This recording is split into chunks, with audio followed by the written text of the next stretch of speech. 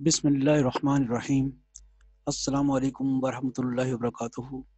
Viewers, vector analysis की exercise 1.2 का question number 4 हम सॉल्व करते हैं। Vector analysis book to follow.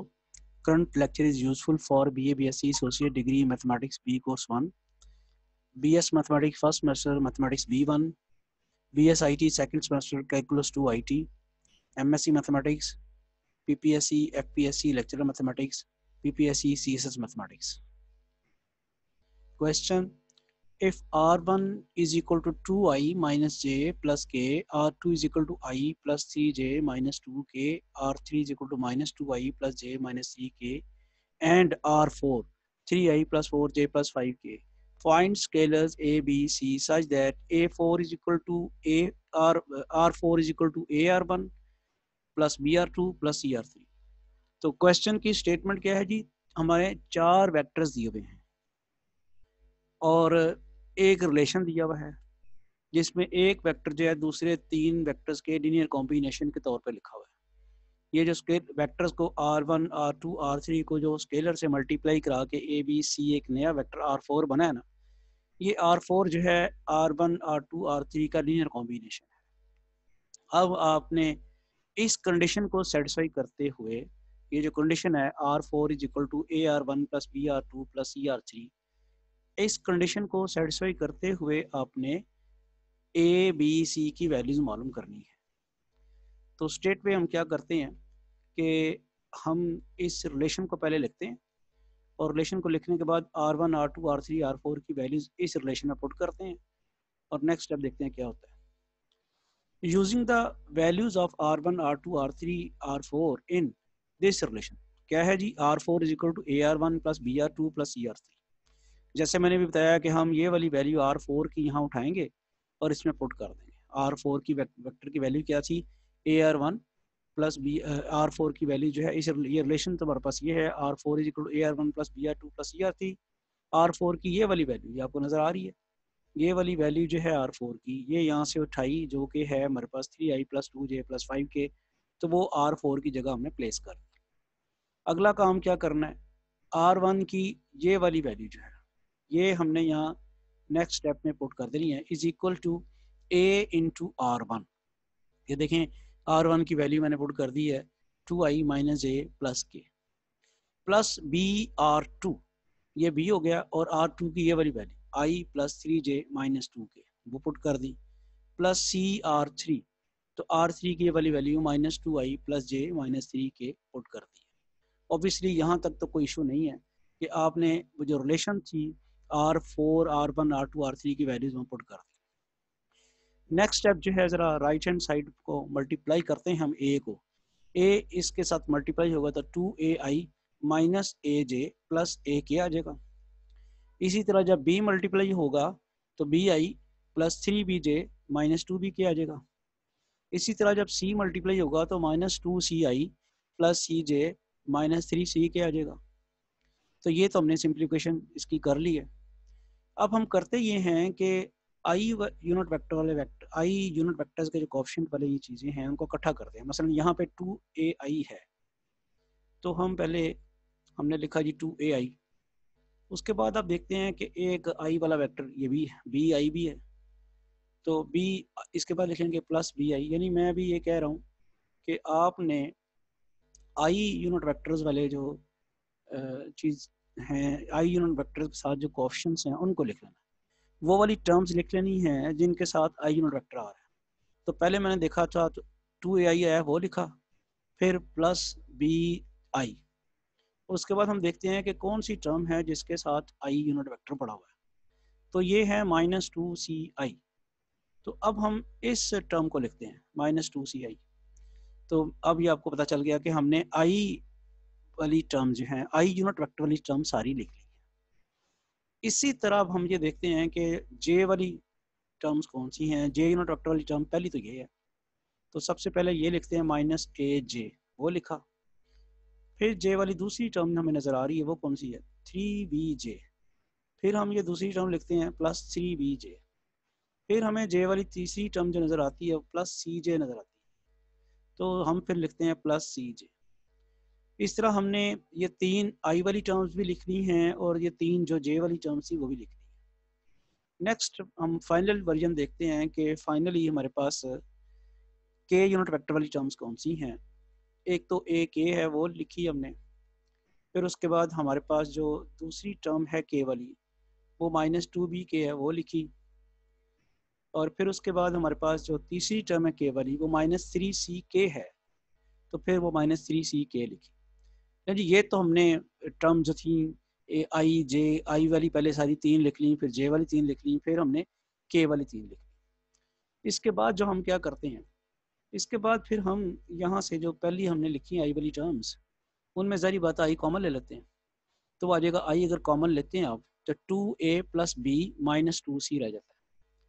फिर ये जो 2-3 टर्म्स यहाँ पे हैं, यहाँ से j कॉमन लेते हैं तो क्या रह जाएगा -a + 3b + c और j कॉमन आ गया।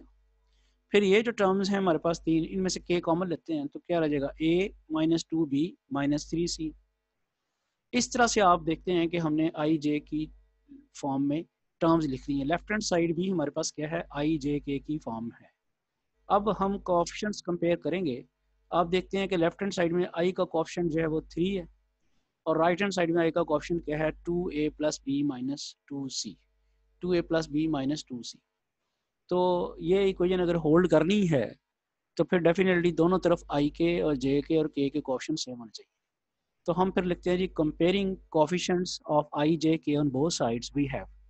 तो पहला जो कोएफिशिएंट जैसे मैंने भी बताया आपको कि आई का कोएफिशिएंट है 2a + b - 2c और उधर आई का कोएफिशिएंट जो है वो 3 है। तो पहली इक्वेशन जो हमारे पास जनरेट हुई है वो आपने देख ली कि क्या हुई है, वो इक्वेशन आपके पास जनरेट हो गई है 2a + b - 2c = 3। इसे हम इक्वेशन नंबर 1 कह देते हैं। और अब नेक्स्ट जाते हैं जे का कोएफिशिएंट कंपेयर करते हैं। तो जे का कोएफिशिएंट कंपेयर करने के लिए भी हम ज़रा गौर करते हैं कि उधर लेफ्ट साइड पे जे का कोएफिशिएंट जो है वो क्या है +2 है और इधर जे का कोएफिशिएंट है -a + 3b + c। तो अब हम दोनों तरफ जे का कोएफिशिएंट कंपेयर करते तो दूसरी इक्वेशन जो बनेगी हमारे पास क्या आएगी -a + 3b + c = 2। फाइनली हमारे पास के रह गया और अब हम के का कोएफिशिएंट जो है वो कंपेयर करते हैं तो हमारे पास तीसरी इक्वेशन बनेगी। आप पहले देख लें कि के का कोएफिशिएंट जो है वो लेफ्ट साइड पे 5 है और राइट साइड पे आपके पास क्या है a - 2b - 3c। तो okay comparing these two coefficients क्या होगा, आ जाएगा a - 2b - 3c = 5। तो होपफुली आपको समझ आ गई होगी।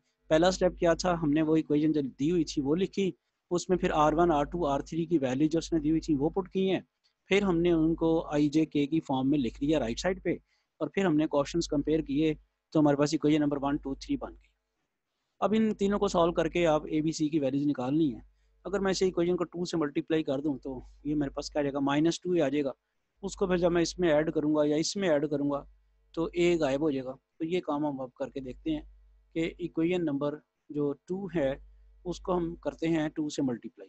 तो -2a + 6b + 2c = 4 और इक्वेशन नंबर 3 को मल्टीप्लाई किया 3 से -3 से मल्टीप्लाई करा के -3a प्लस -3a और इस इक्वेशन को ज़रा देखते हैं कि ये किसको हमने मल्टीप्लाई कराया है।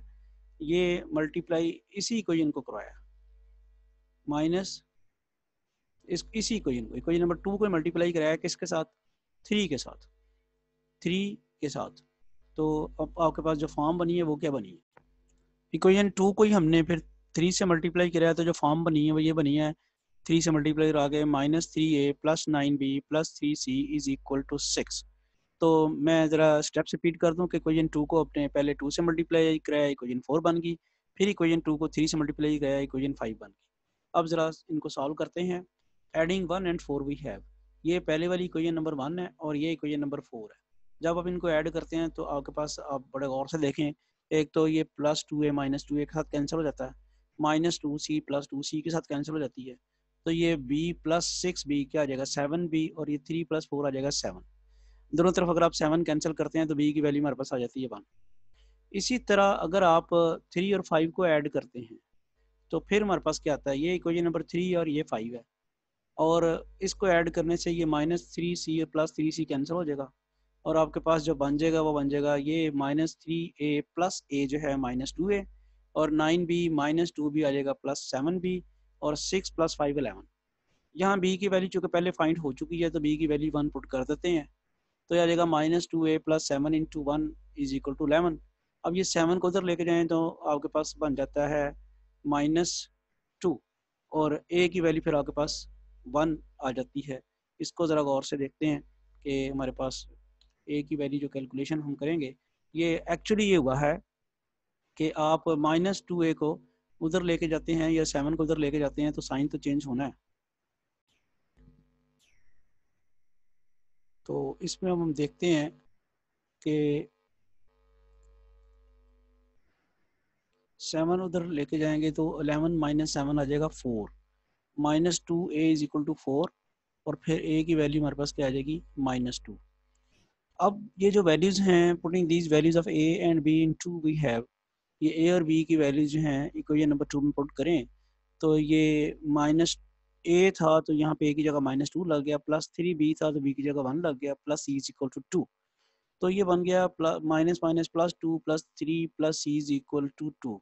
तो ऑब्वियसली 2 2 से कैंसिल होकर c plus 3 is equal to 0, और c की वैल्यू -3 आ गई। इस तरह से हमने वो फिर वैल्यूज जो मालूम कर ली हैं, a b c की तीनों वैल्यूज जो हमें चाहिए थी वो फाइंड हो चुकी हैं। उनको ज़रा हम हाईलाइट कर देते हैं ताकि पेपर चेक करने वाले को प्रोमिनेंट हो सके और नज़र आ सके कि हमने ए और बी और सी की वैल्यूज जो हैं ये फाइंड कर ली हैं।